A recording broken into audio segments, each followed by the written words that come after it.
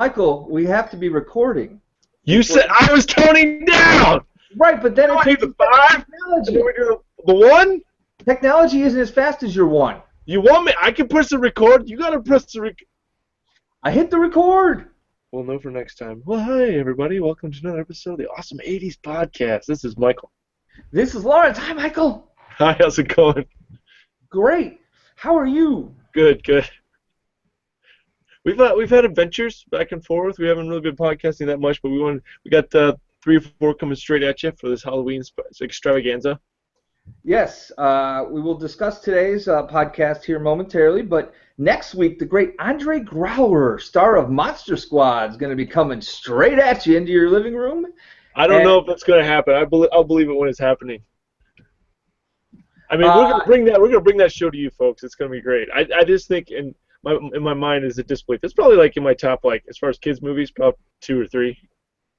Well, he seems to be set and he's ready to go. So we're going to be talking a little Monster Squad. We're going to do something different with him. Is we're going to actually review the movie that he was in while he's on there. Usually with guests we don't do that, but that's what we're going to do. And the week after that, we got the great Garen Cockrell coming back from PopCultureBeast.com and Never Not Funny, and he will be discussing the Halloween classic, Halloween 3. I'm excited. I'm very excited about Halloween 3. It's a giant mess of a movie, and it'll be great to talk about it. So we will get to today's guest. You can wave, guest. Hello. Hello. I didn't get to talk. We have not introduced you. I did not. Okay. First, speaking of guests, we received this nice package and letter from our good friend Walter. Walter.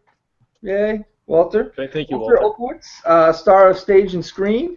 And also Twin Peaks being announced coming back, and as he was a regular on Twin Peaks. So he sent these as thank yous for us for helping him raise money so he can get back on his feet and into acting. I think he raised about $20,000 the first go around. You can check out his Indiegogo campaign at just look up Walter Olkowitz, Olkewicz. We also have several links on our Facebook page. And check him out, donate some money. We want to help him get back, especially now with Twin Peaks starting back up on Showtime. Is that right? I think so. I think that's all right. I see a nod from our guest. I'm confirming that is right. Thumbs up. Thumbs way up. And it's still streaming last time I checked on Netflix, so if you want to get caught up. But the movie isn't, but the series is. Fire Walk with Me? Yeah, it's not. You have to get the hard rental, or you could, if you've got the internet, you can find it. I'm sure it's not a thing.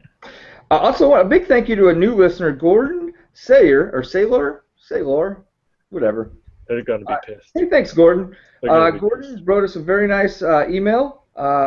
He's a new listener, and he's really enjoying it. Gave us a couple of suggestions. I will reply back, Gordon from New Jersey, to your email, and we thank you for suggestions, and we thank anyone who wants to email us and tell us that we're great.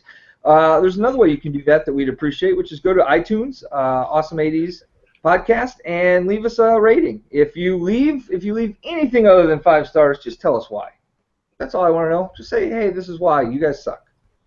Great. I really do appreciate it when people just email us and tell us we're awesome. So that's it is a nice feeling. Yes. You have some things you want to go.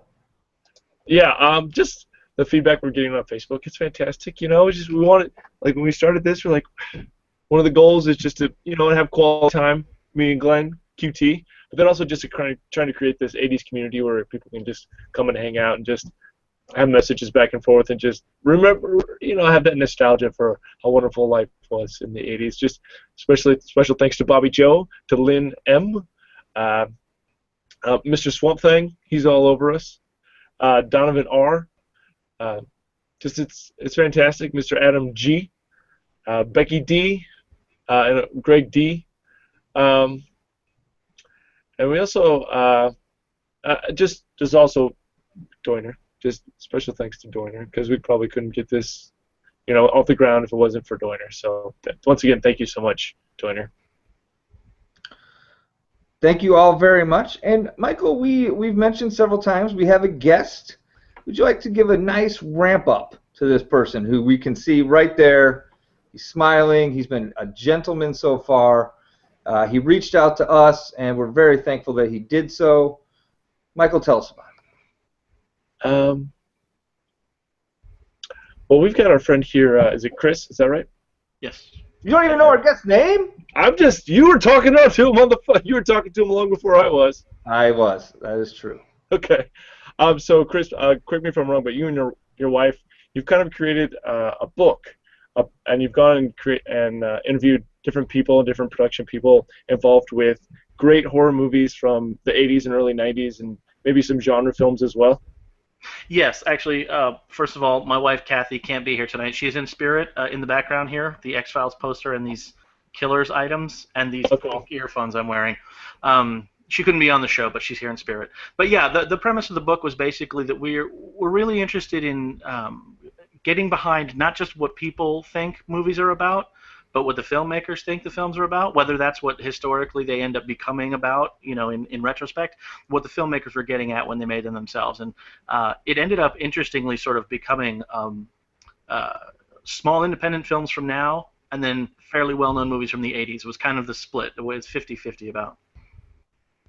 So what you mentioned there, like what got you into it, how did you go about taking such a daunting task? It seems like that it's a really big task to undertake. It was. Part of it was the ignorance of not knowing how difficult it was going to be. It's always easier to start something when you don't have any idea how difficult it's going to be to finish it. But I have to credit Glenn Morgan, actually, for being the reason that the book got completed. He was the first person we spoke to, and we're huge X-Files fans, and he was a writer on the X-Files in the formative years. He actually wrote some of the most well-known episodes, some of the most beloved ones. And so we spoke to him, and as often is the case, you're worried that the people who do work that you love are not going to be as kind as they are talented. And he could not have been greater. He could not have been more self-effacing, more kind with his time, and more interesting with the stories. And he was really motivating in helping us to move the book forward, and also to give us the kernel of what ended up becoming the most interesting thing about the book, which is how much your formative memories from childhood film watching affect what you end up doing as a filmmaker later. Well, it's a lot of people, they talk about Star Wars, and they talk about Temple of Doom and all the Indiana Jones movies just being rip-off movies, from the serials from like the 30s to 40s and 50s. And it just seems like the movies now are the babies, like the mind babies that people have had always in their mind before, and then this is what they produced, Oh, definitely. In fact, one of the filmmakers we talked to, Lance Mungia, who made Six String Samurai, which is one of, I think, the great 90s indie films of all time. It's sort of Mad Max meets martial arts musical. It's kind of hard to describe. But he talked so much about Star Wars and how influential it was, not on a story perspective, but just on a freedom perspective. It had been so long since science fiction was allowed to be just fun. The 60s and the 70s were pretty heavy with commentary science fiction, sort of social fiction in a sci-fi setting. And look how bad it's going to get. Right, exactly. It was all sort of dystopian, or looking at stories like, I'm trying to remember the one with Bruce Dern where all the trees in the world were on a spaceship, and it was stories like that. And Logan's Run, where people under over 21 were being killed because of overpopulation. They were all stories about bad things that were happening in the world, extrapolated through sci-fi. And the great thing about Star Wars that it had the freedom to just be adventure and fun again, which was something that had been missing. And he said that palette, that broad, open world where the rule wasn't what's the bad stuff that's happening, it's what fun and adventure can you get into, was inspiring to him as a filmmaker. So, I'm sorry, Michael. So after the X-Files guy, who's like the number one guy on your list? You're like, we got to talk to this person. That's a tough one, because the people that I would have assumed were going to be the hardest to get a hold of were actually the ones that were the most willing to talk. The trick is, I think, sometimes you have to get past agents and managers, because they're the ones that assume people don't want to talk to you. And if you can just talk directly to the person, like I assumed Tom Holland would pretty difficult to talk to, because I wanted to talk to him about Child's Play and The First Fright Night and some of his other films. And I just assumed, as you often do, for someone who's made such iconic films, that he's going to be harder to get to. He's been doing this for long enough that he probably doesn't want to talk about it, and he probably has a bunch of people that keep regular people from getting to him. But we sent David Shackler, who was one of the managers who was great, an email, and he got Tom connected with us immediately, and Tom could not have been kinder and more forthcoming about everything that was going on. Sometimes to the point where, not just in Tom's case, but in many cases, there are things that I cut out and because I didn't want them to get in trouble for being so candid about things. So. Go ahead, Glenn.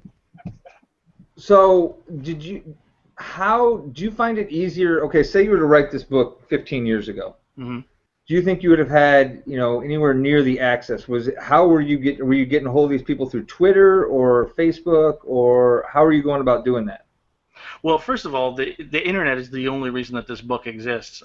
It's kind of great that I'm on a show that's using technology from the future to talk about the films from the past, because that's essentially what I did to make this book happen. But one of the things that I think people have not realized is that there's still information on the internet from when the internet wasn't such a prolific thing. And so email addresses and contact information were out there when filmmakers wanted to contact other people before they started getting inundated by fans. So if you know where to look, you can find information for people.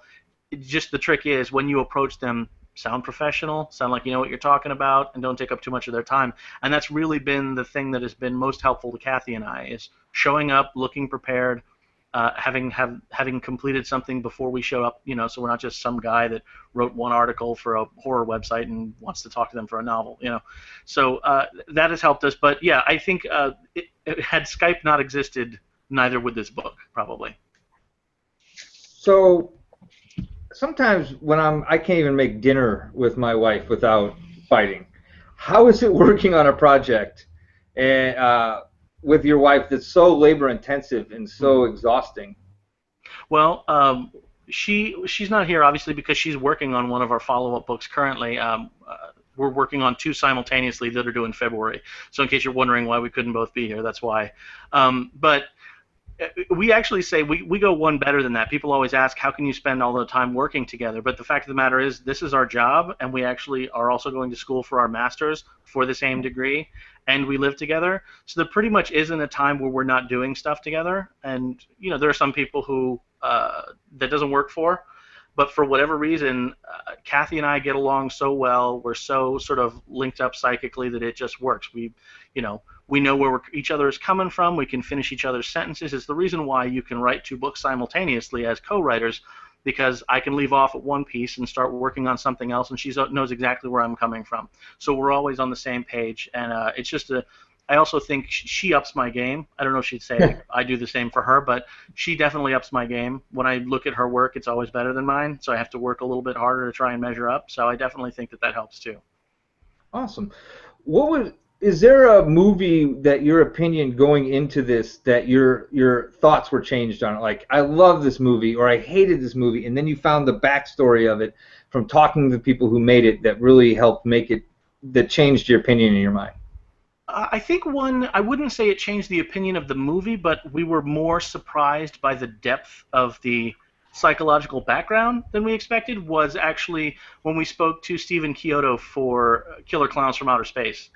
Because it's such a great cheeseball movie, a great mid-'80s schlockfest.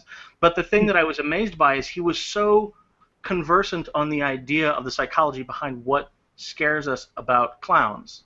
And you wouldn't expect that from the movie because the movie itself is not that scary. It's sort of more over-the-top funny. But he really tapped into something I thought was really interesting, which is the idea of the fantastic being in the midst of the mundane. That he said the origin was he was driving one day and he tried to imagine the scariest thing he could imagine. He was driving up the side of a mountain, and he said that the scariest thing he could imagine was if a car was trying to pass him and he looked over, and in the driver's seat of the car passing him was a man in full clown gear who just waved at him on the way by. And I thought, yeah, that is terrifying. And basically it was the extrapolation from that psychologically, like, why is that scary? And the reason for him it was scary is because it doesn't belong there. That should not be there at that moment. And that's sort of the entire premise behind Killer Clowns, is people will go up to clowns because they're bright and they're happy. Well, they were before Killer Clowns. But by the time you get close enough to see that they're aliens that want to kill you, it's too late. It's sort of like the anglerfish idea, where they have the light dangling and you go up to it, and by the time you get to the light, they've grabbed you and eaten you. And that's sort of the premise behind Killer Clowns.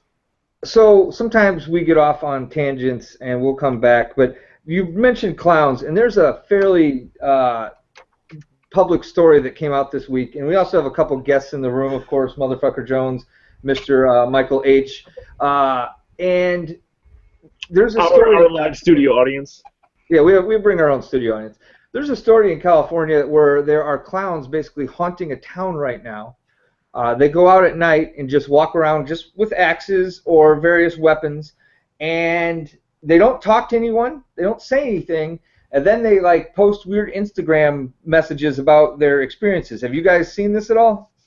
I have not. To be honest, I thought that the clown story you were going to tell was the one about how the Clown Society is upset about American Horror Story creating clown fear across America. Seems to me like maybe the Clown Society should be focusing on the guys wandering around this town with axes and not... Yeah, I would say so. Michael H., are you afraid of clowns? No, sir. No? Motherfucker Jones? Not a fan. When did clowns get so... Do you think it's Killer Clowns from Outer Space? Is that what ruined clowns, or is it just because they're just plain creepy? Well, I definitely think Killer Clowns came before the Insane Clown Posse and Stephen King's It, but neither of those things did clowns any favors, I don't think. Well, the Insane Clown Posse scares me for a completely different reason than creepy clowns. Yeah, that's fair point. But where we live is usually the general area where the Juggalo gathering is each year. So the gathering of the Juggalos. Yes, that is not far from where we live. So Fago runs wild. You can't get Fago for an entire month and a half. They can't keep it fast enough. I have two things to add real quick. Yes. When I first moved to Florida, I worked with my wife for about a week, and then she fired me. She was my boss, and then she fired me. And then also... she made the right call. Probably. We got two different personalities. As someone who worked with you and also fought for you not to be fired, only to find out you were trying to get fired, I would have fired you too. That job sucked. Anyway, when I went to a grocery store one time, and in front of me was this clown paying for everything with these coins, and it was like kind of like what I wanted to make reference to what you were talking about earlier. It was just like totally out of place. It's like you see clowns at birthday parties, you see clowns at the circus. That's where you see clowns, not in front of you at the grocery store paying for this giant $30, $40 order with just coins. And she was like looking at me, looking at the lady, just putting down more and more coins. I'm like, this is seriously messed up. And it wasn't a dream, it was really happening. And I just think that's just because the I don't know, like the psychology behind it, just like because there's somebody else and they have that thing on their face, like that people just don't, like when you see them out of place, all of a sudden you create this fear and anxiety. Yeah, what's one of the other things I talked about with Stephen Kyoto is that wearing clown paint out in public is the closest thing you can do to wearing a mask and still being socially acceptable, like disguising yourself, and that's kind of terrifying. Like if you went out with a ski mask on and just wandered through a store, people would stop you because they think you're out of your mind. But like for some reason, because clowns are supposed to be cute, even though they're really not, people allow it, and it's kind of strange and creepy. Yeah. I see we have a couple of new viewers who just joined. This is our Why Clowns is Scary podcast, hosted by theawesome80s.com. So let's move forward, Chris, and let's discuss what the haps are of your book. What 80s movies did you really go in depth to while writing this book? Well, we covered. I actually, you know what? I should probably mention this because I didn't tell you this. Tell you guys this before I sent you the electronic copy of the book. But for anybody who buys a copy, a text copy or an e-copy, there is a login and a password in the back of the book because we had so much material for the book that we couldn't publish. It's just be too big. That you can log on to the publisher's website at Norlights Press and you can get a free bonus chapters book, which is 100+ extra pages of other material. So even the stuff that you guys looked at, that's actually not all of the 80s material. We covered Trick or Treat. I don't know if you guys remember that film, the classic rock and roll nightmare film. Okay. We covered that. Stepfather sequel, the Short Circuit films. Yay! Yeah, From a Whisper to a Scream, that was that great anthology film with Vincent Price. So we covered a lot of 80s movies that actually didn't make the text that you guys read. So just for anybody grabbing it, if the 80s is of your interest, I should at least mention that there are a bunch of other ones that didn't even get into the main text. So you mentioned a couple things real quick on the bonus chapters, and I want to talk about. Obviously, we have not seen those, but let's talk about what the hell is Trick or Treat, because that sounds awesome. Trick or Treat, that's another one I talked to Glenn Morgan about. That is a I don't know if you guys you remember Family Ties. Do you remember Skippy from Family Ties? Of course. Yeah, Skippy from Family Ties. When I believe he left to be in the military on the show, it was actually because he was leaving to be in a horror film called Trick or Treat, and it's about basically rock stars who are killing teenagers, and it has cameo appearances by several musicians. I know a couple of guys from Kiss are in there. I know that Ozzy Osbourne is in there, and mostly what we talked about was the fact that it was one of those films that was far more notorious than it ended up being deserving of, because it was about heavy metal and horror films, and that was at the time when banning both of those was super in vogue for the conservative people in power. Everybody was calling people in front of Congress to the parental advisory board stuff. Exactly, yeah. And at the same time over in England, movies are actually being completely banned. There's the video nasties going on. So it was in vogue at the time, and that movie was interesting because there was a huge commercial push for it, and then it ended up not opening in an enormous amount of places because of the backlash, I guess. But so we talked a little bit about that, and Glenn Morgan was in it as well. It's the only time he's ever acted. He's mostly a writer, and he's pretty camera shy. In fact, if you go on the internet, you won't find a whole lot of pictures of him unless they're on the set, and he can't control whether or not they're being taken. But he's in an entire feature film, and it's Trick or Treat, and it's a really it's not a great film, but it's a great film to watch. So is this your favorite genre? Is horror films your favorite genre? Yeah, I think. Is this the weird dappled lighting distracting to anyone else? Because I'm looking at this image of myself. If you want to adjust your lighting real quick, me and Glenn can talk about something else. But yeah, give me just 15 seconds because this is looking weird to me. I'll be right back. So Glenn, we went and saw Jimmy Pardo. Yeah, we saw Jimmy Pardo. It was wonderful. We saw the Godfather of podcasting. We have a nice picture up on the Facebook page. It was cool because we got to go with superfan Michael H. And Michael H. broke his hand. How did he break his hand? Did you hear Jimmy? After Michael shook Jimmy's hand, Jimmy said to me, "Hey, I think Michael just broke my hand." Okay. I do want to say one thing real quick. I think that I don't remember why Skippy left Family Ties, but I think you're thinking of Richard Stallone. He went Growing Pains. Okay. Got me. That is my area. Nailed it. So. I just saw him on Boardwalk Empire. Who? Boner. No, you did not. Who was that? Oh, that was the great late Andrew Koenig, who sadly left us a couple years ago. Also, Jimmy Pardo's brother-in-law. Okay. Are you thinking of Richard Edlund, maybe? Well, who's Doogie Howser's friend? Oh, that's from Newsies. Yes, different guy. Okay. Guy. Well, who am I thinking of? You're thinking of Doogie Howser's friend. That's who's on Boardwalk. Okay.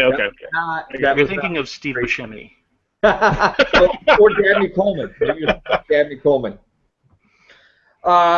Okay, so Short Circuit. Which was better, 1 or 2 in your mind? I have a soft spot for the second one because it's actually the first one I saw, although I think objectively the first one is probably a better film. But I love talking about the second one with S.S. Wilson, the guy who co-wrote it. Him and Brent Maddock wrote it.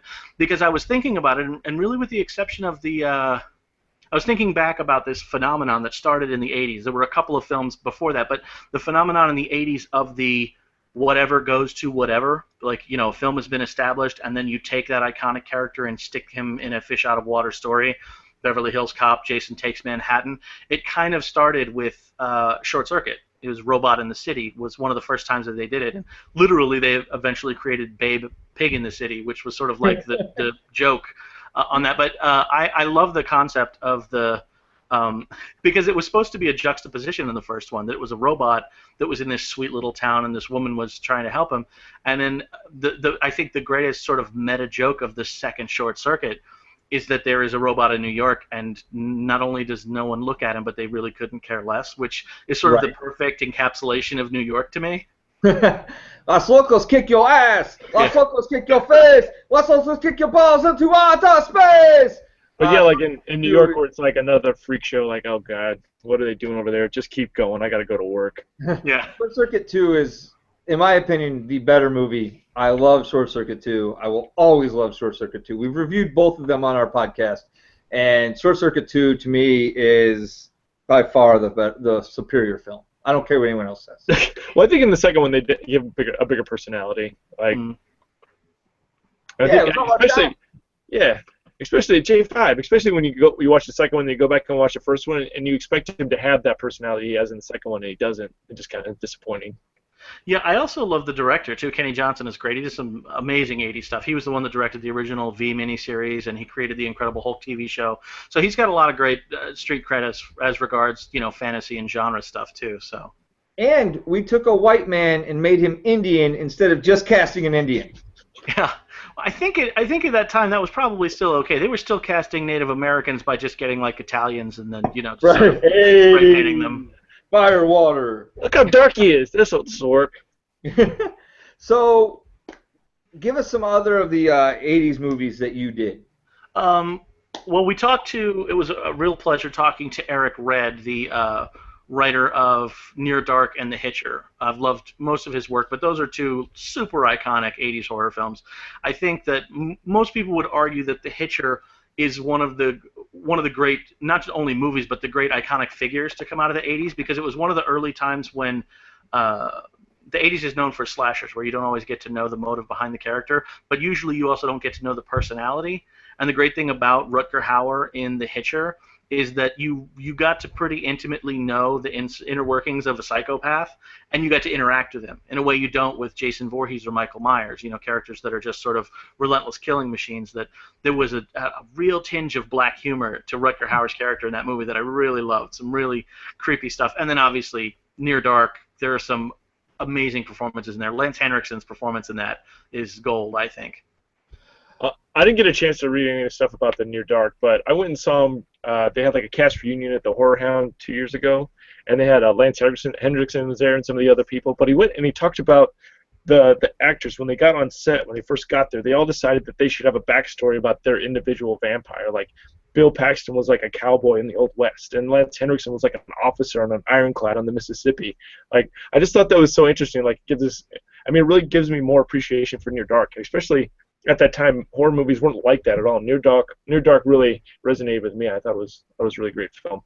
Yeah, I'm sorry, I didn't mean to interrupt you. I was just going to say it kind of relaunched the vampire craze too, because vampires had become a bit stale, and it was Near Dark, Lost Boys, and Fright Night that turned vampires around, because up until then it was that, the stoic British stuff that was still sort of left over from all of the rip-offs of the Hammer horror films.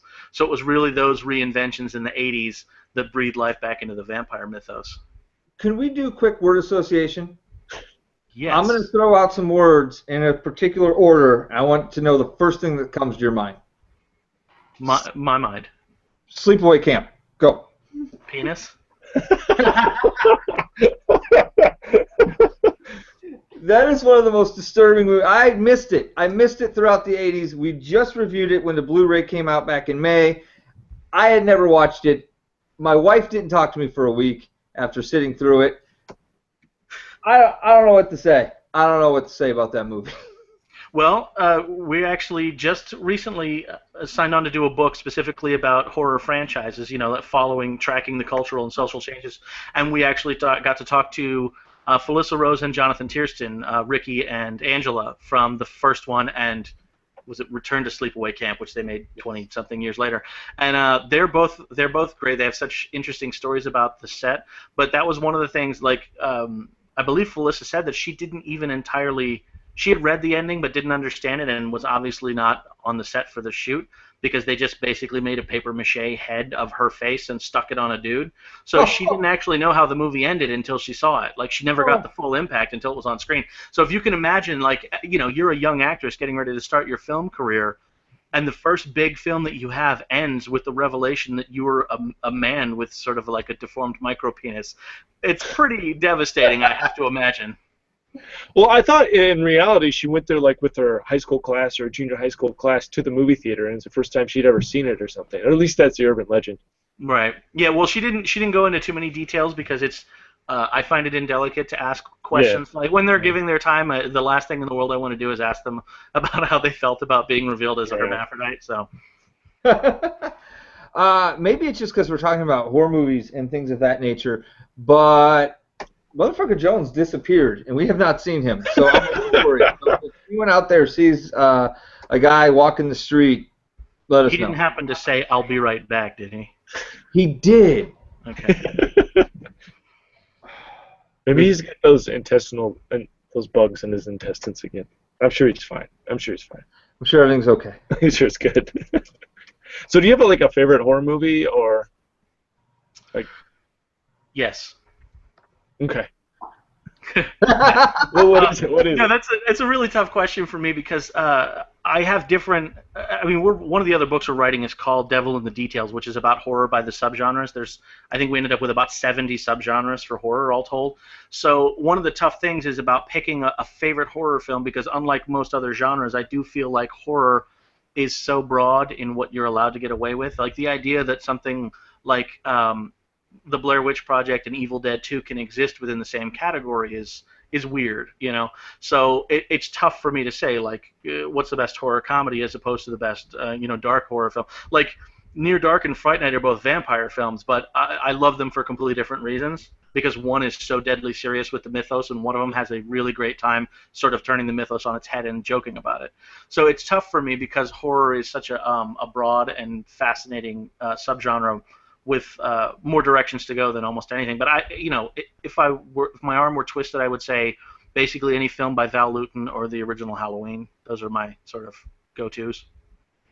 Hey, I've actually seen the original Halloween. Glenn's not really he likes teenage girl movies. That's really what he's into. I love teenage girl movies. This is this is going out across the entire world, right? Oh, it's been 5 years since. Okay. So I think episode two, I was drinking a little bit, and I just called him a teenage girl. That was episode 4. Episode 4. Glenn, when look at me. You're nothing but a teenage girl, you motherfucker.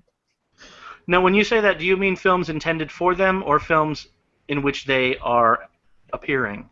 Mostly intended for them. Okay. True Beverly Hills. Beverly Hills. Beverly Hills. Sorry. 1, 2, 3. True Beverly Hills, what a thrill. Beverly Hills, what a thrill.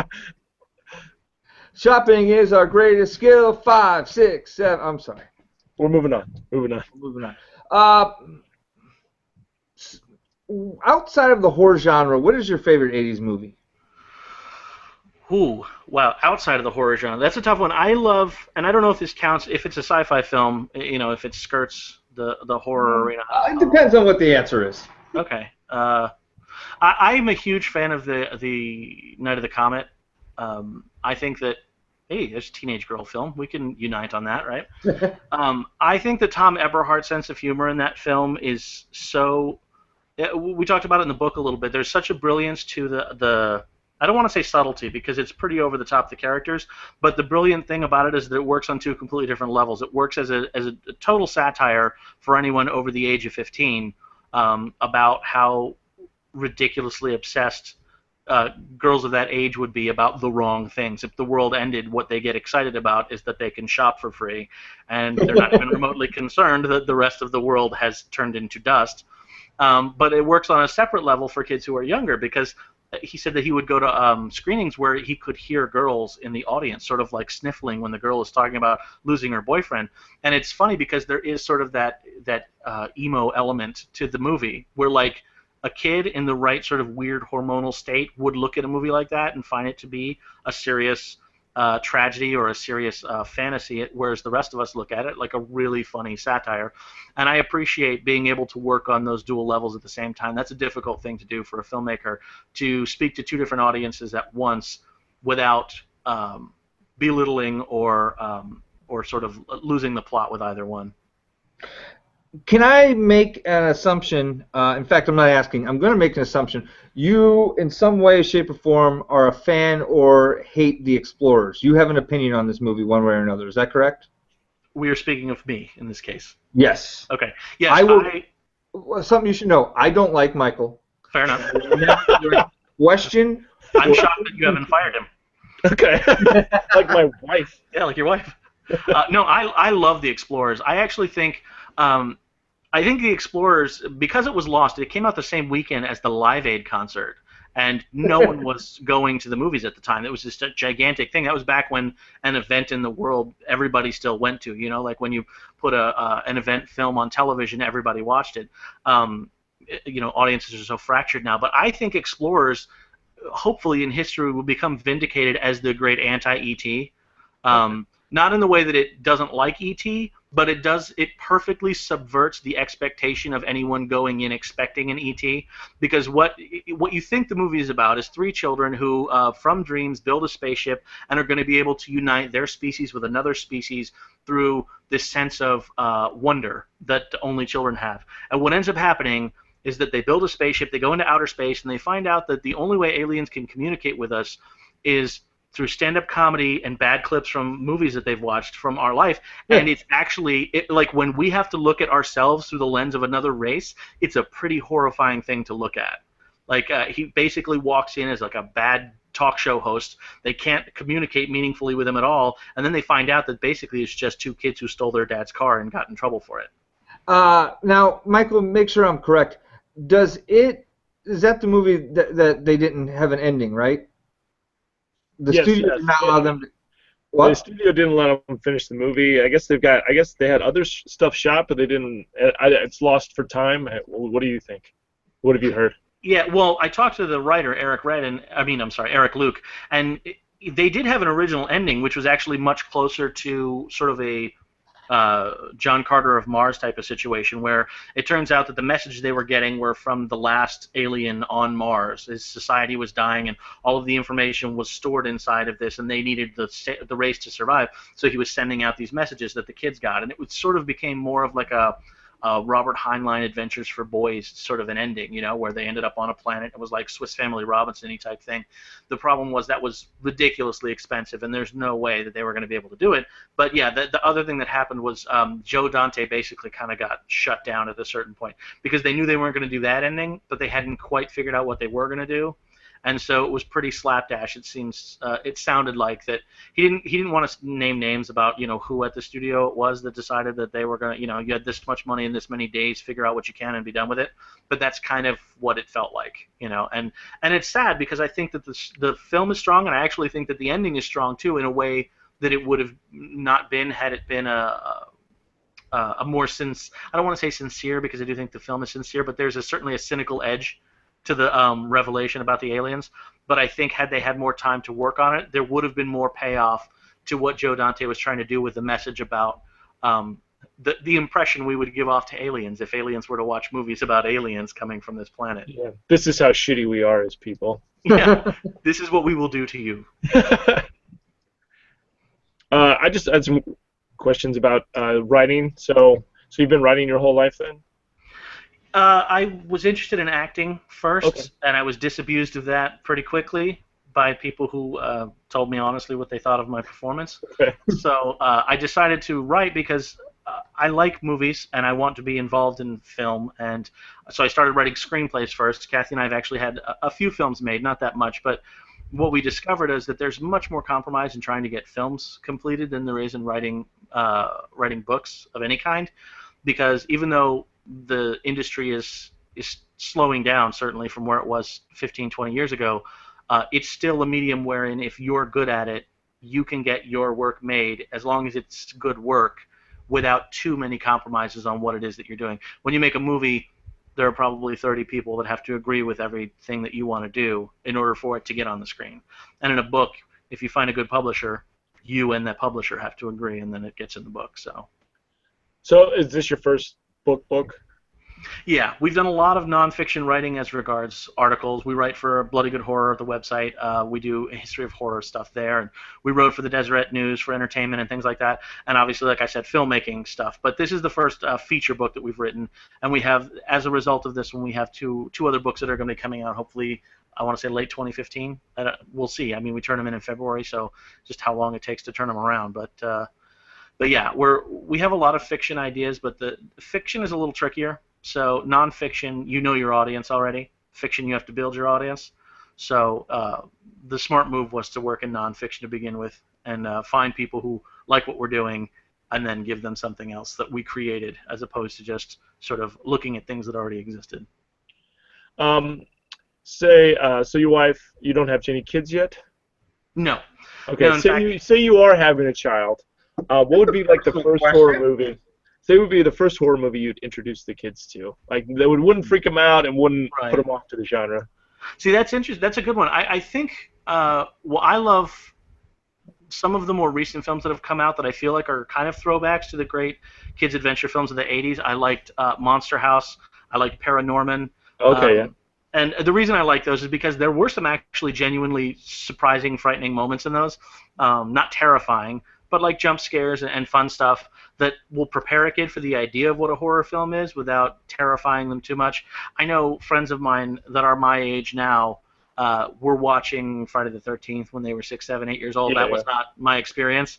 So I think, and knowing them and how they've ended up, I probably wouldn't do that with my kids either.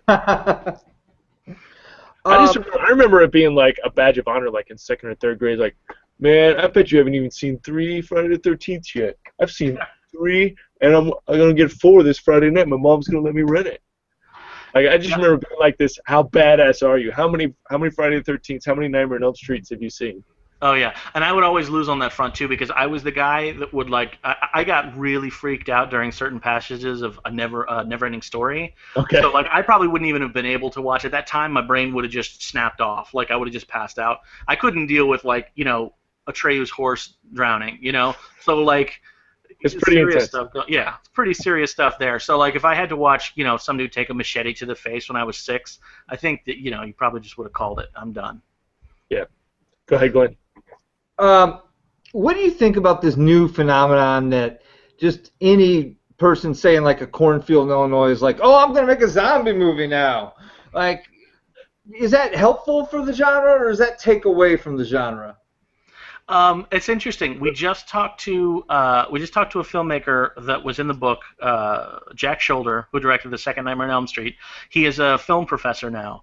And one of the things he said, my favorite quote of his, is he says, the great thing about now is that anybody can make a movie, and the horrible thing about now is that anybody can make a movie. Because it's the perfect double-edged sword. Everybody gets an opportunity now, no matter how low budget it is. If you have the drive and the determination, you can make a movie happen. The problem is, anybody can do it. There's no gatekeeper now. There's no one to tell you that your work is bad. Just like self-publishing. It didn't used to be the way that it is now, where anybody, if they can string together a certain thousands of numbers of words, they can slap it into a book. They can go on the internet, and someone will take enough money from them to publish it, print on demand or whatever. And the same thing is true of film. And it's great in that it's democratized the idea of filmmaking, but it's been really bad in that it makes it hard for those of us who like good horror movies to find good horror movies because we have to slog through a much bigger pile of bad stuff to get to the good ones. Now, I gotta let you know, it's a loaded question because Glenn's being a dick. Is in fact a zombie movie maker who currently is using an old mall to film his masterpiece. That is amazing. So is it? If you're shooting it in a mall, there are going to be obvious comparisons to certain films that already exist. I've heard of it, yeah. Okay. I don't know if there's this film that came out in the 70s. It was kind of it's kind of a big deal. Okay.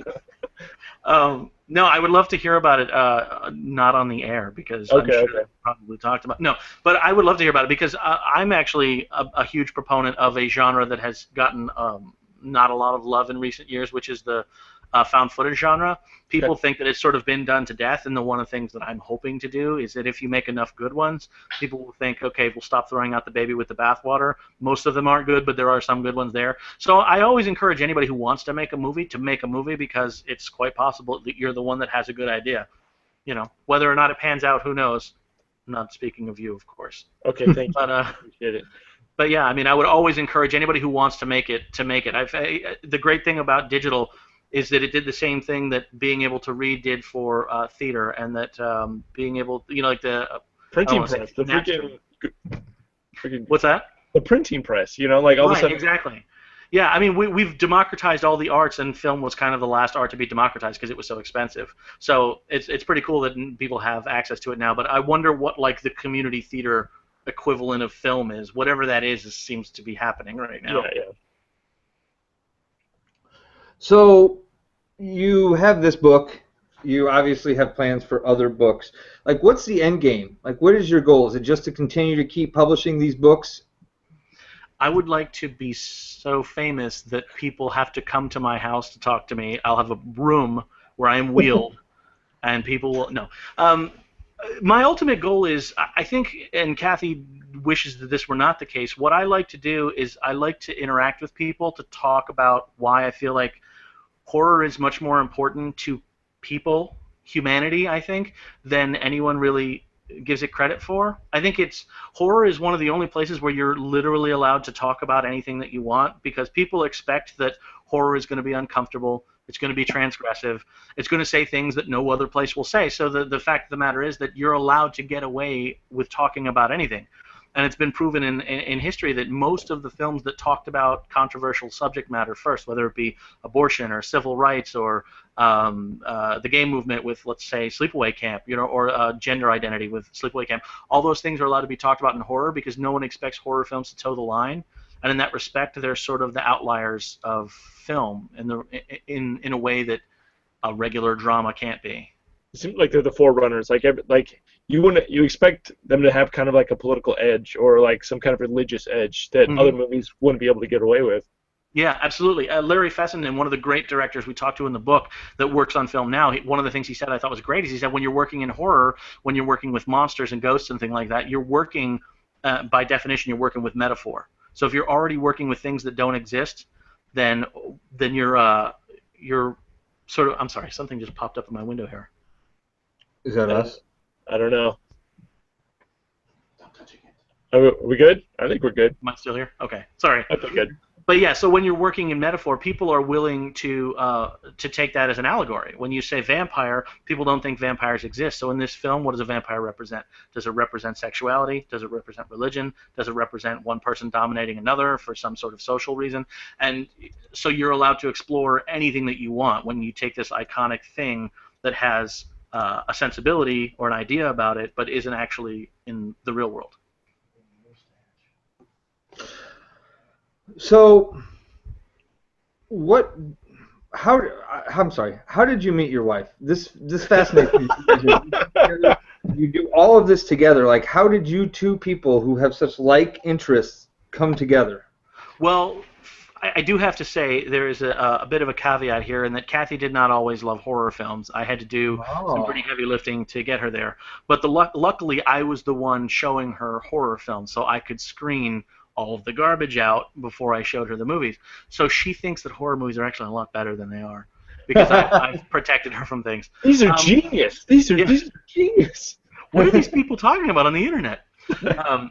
But no, we met actually in college 10 years ago. We actually met at an acting class, the same acting class that made me decide to be a writer as opposed to an actor. And we always joke about the fact that when she tells the story, it sounds sweet when she says it, but if I were to describe it, I sound like a stalker. I wouldn't stop looking at her across the table.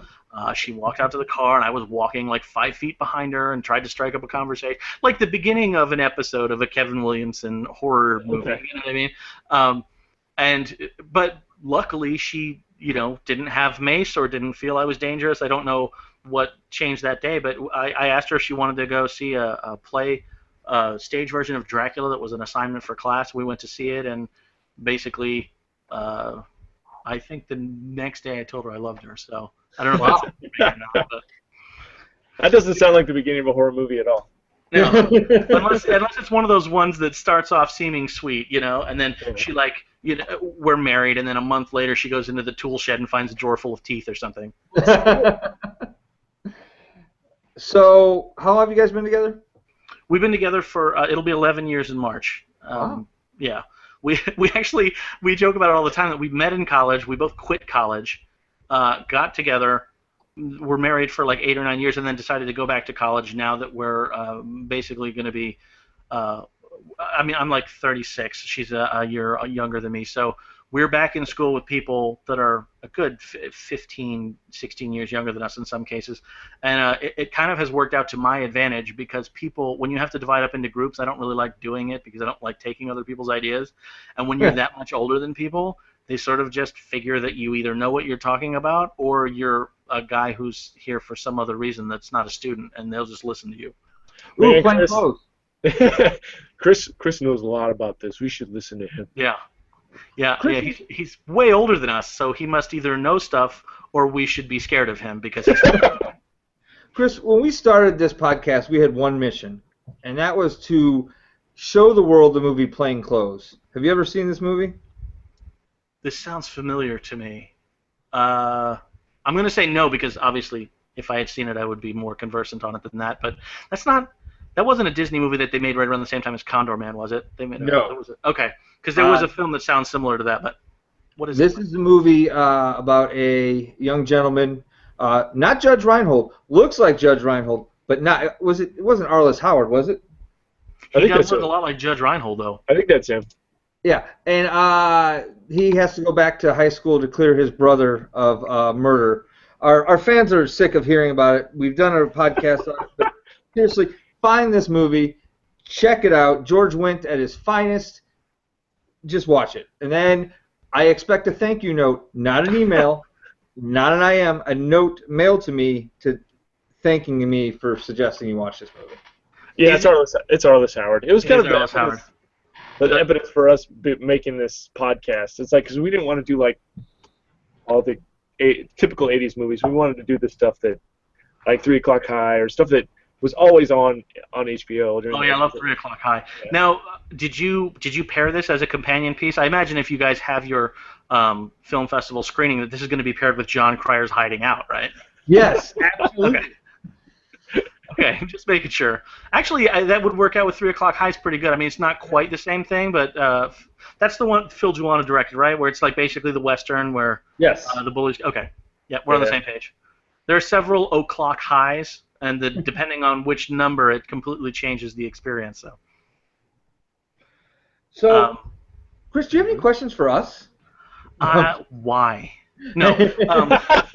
I'm joking. You don't have to have questions for us. No, I do have a question for you because this is research that I like to do as I'm wandering about.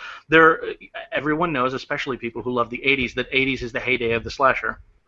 Do you guys have a favorite slasher? And it doesn't even have to be a franchise. It can be a standalone film because I'm learning quite a bit about the weird, obscure, like The Burning and all the little single films.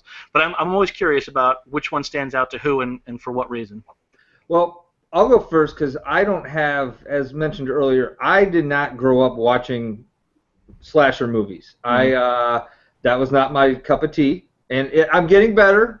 They introduced it for me. It's fun because I've seen the first Halloween. I've never seen any others. I had never watched A Nightmare on Elm Street until we started doing this podcast. So slowly I'm getting better. But the one as a child that stood out that was one of my dad's favorites was April Fool's Day. So to me, and also another one, Motel Hell. We've never talked about this podcast.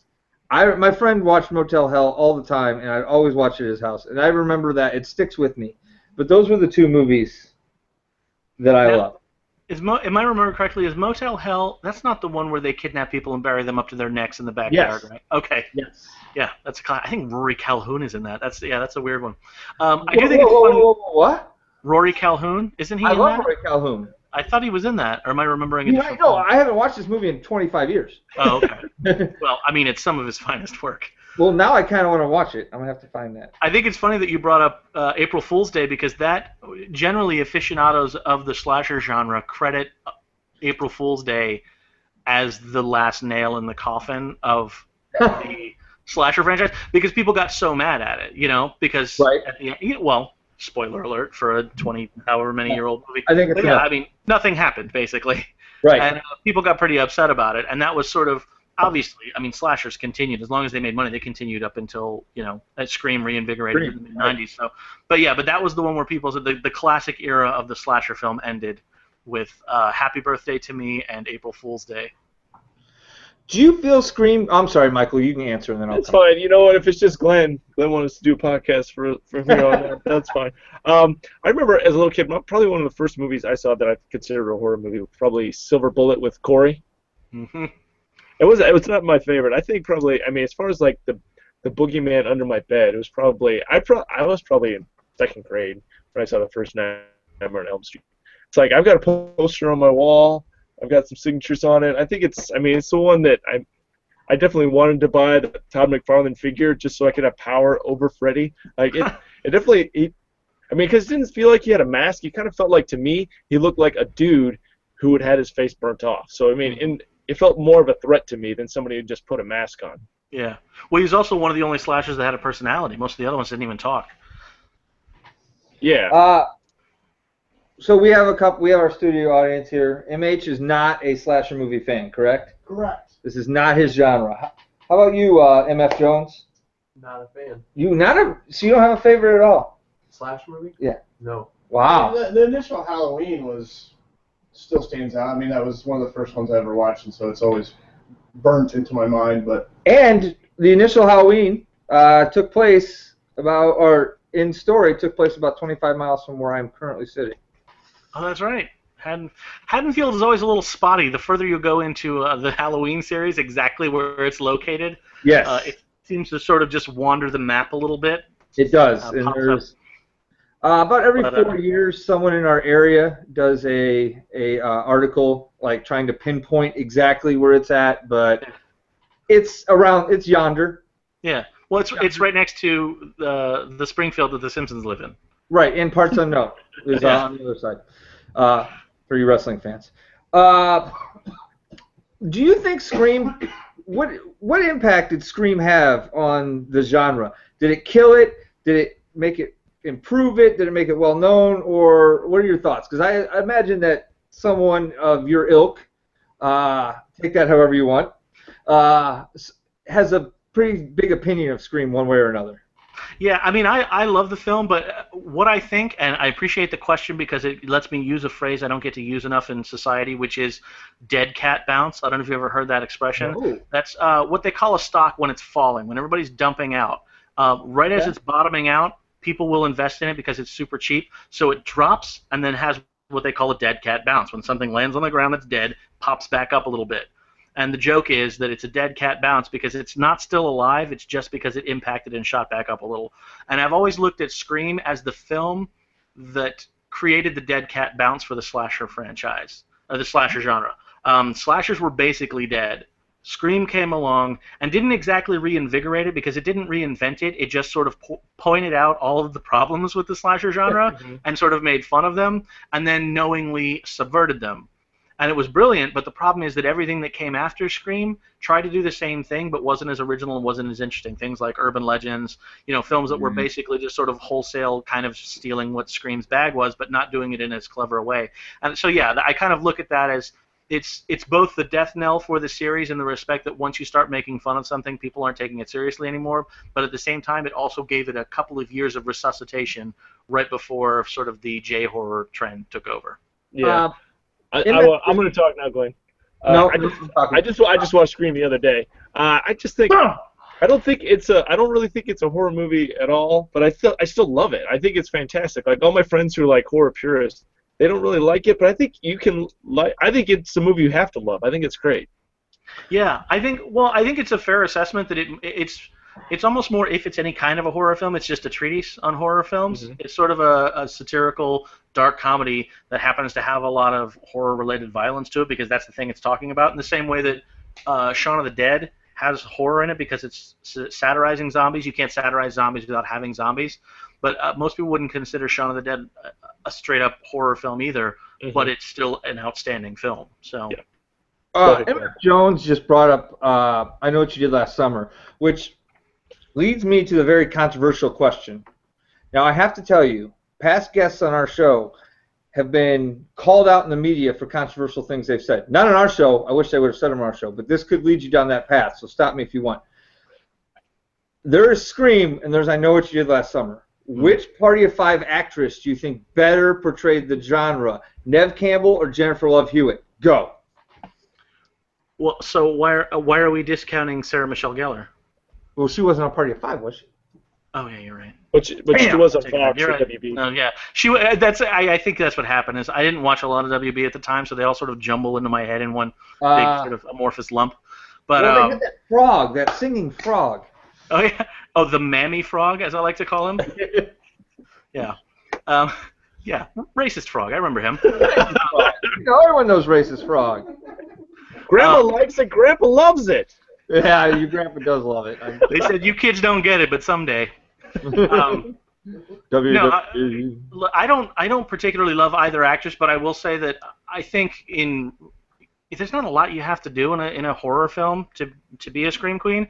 I would say if I judged them based on their work that was not in the horror genre, I would have to come down on Neve Campbell's side.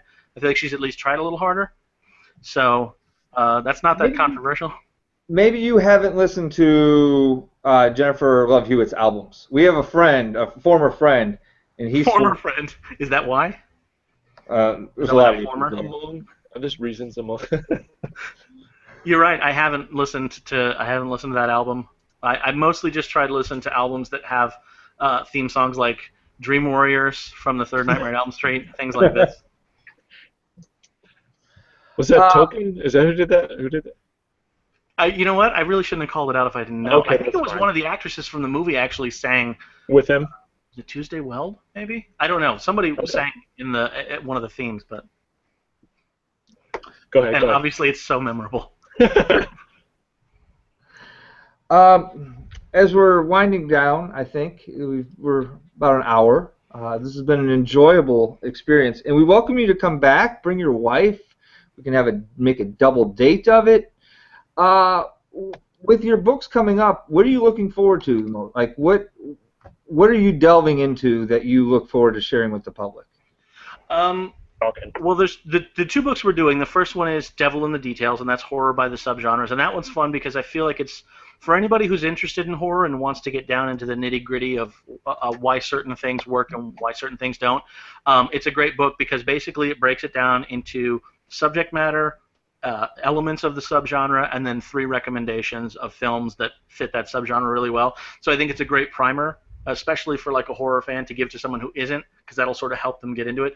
But the book I think we're most excited about is the one that we're working on doing interviews for right now. It's called Fear Resurrected, and the premise of this book is specifically about charting the social and cultural changes in society based on the entries in horror and science fiction films. And also the iconography that continues throughout the franchise. So, like, let's say for the sake of argument, on Nightmare on Elm Street, we talk about what changes from entry to entry, the evolution, like what changes about the killer, what changes about the characters, what changes about the world, and if there's a remake, what's the difference? What are they talking about this time as opposed to last time? And one of the things that's been most exciting is this gives us an excuse.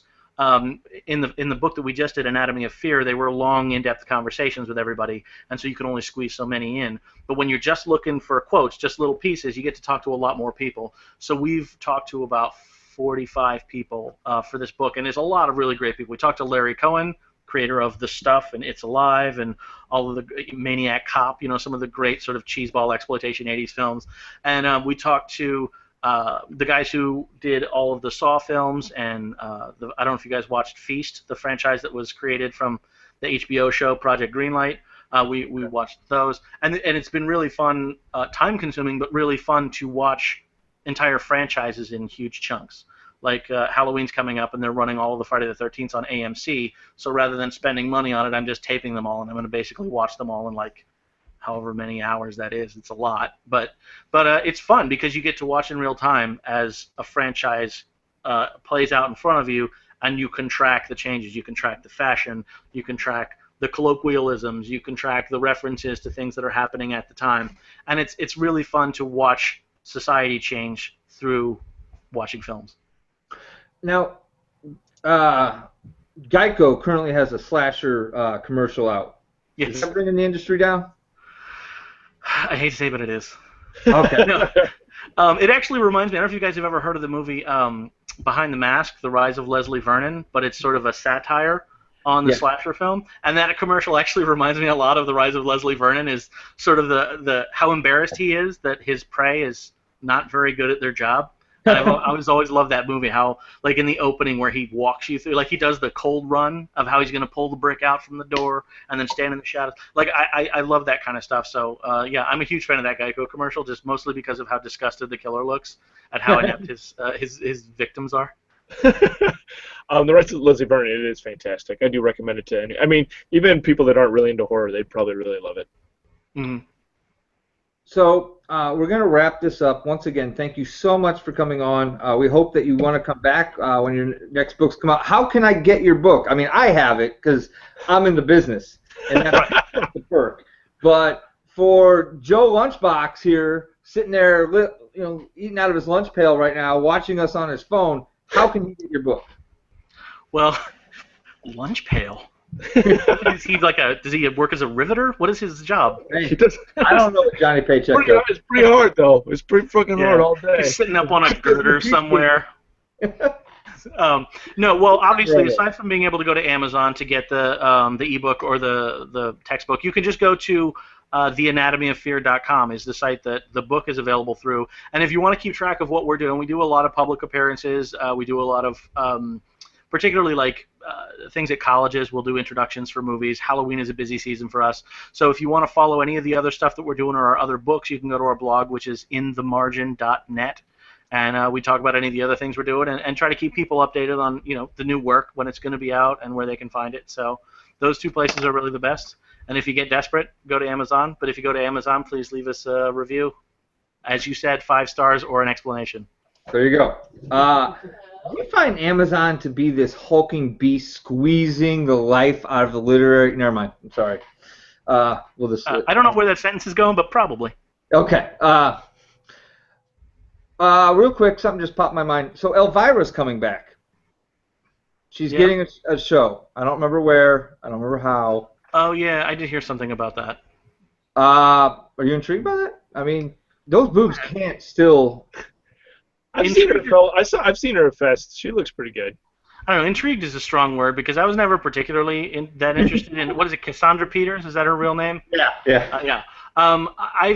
She's been to many a con, and the weird thing is she's one of the only people who was like a horror host that has somehow been able to remain weirdly relevant in the absence of any actual work. Her and Joe Bob Briggs are the only ones that are still you got your Gore Duvall and people like that on the internet, but I mean people who used to do it, you don't really see them out much, so I don't know what bargain she made with what entity to be able to continue remaining relevant in whose perspective, but I mean I'll give her the credit for working hard to make it happen. So is it weird that I don't care how old she is? I just want to sleep with her once.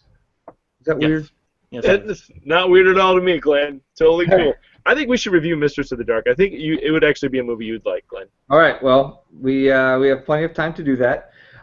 We want to thank Chris. Thank you so much. Very happy. Hope next time Kathleen can join us. Want to thank you, Michael, for just being here, for breathing. Hey, thanks for being you too, Glenn. Appreciate it. Big thanks to Bobby Joe. She was giving me some tips throughout to improve the technical experience for all of those online. Always a thank you to MF Jones and Superfan Mike H. Woo! No, nothing? All right. I wish I could move the camera. How is the dog? Whoa, something just happened. How is the dog? It's like my dog is sleeping, sitting up between these two. It's amazing. Also, and thank your dog for not making noise. Yeah, we dodged the bullet there. Dodged the bullet.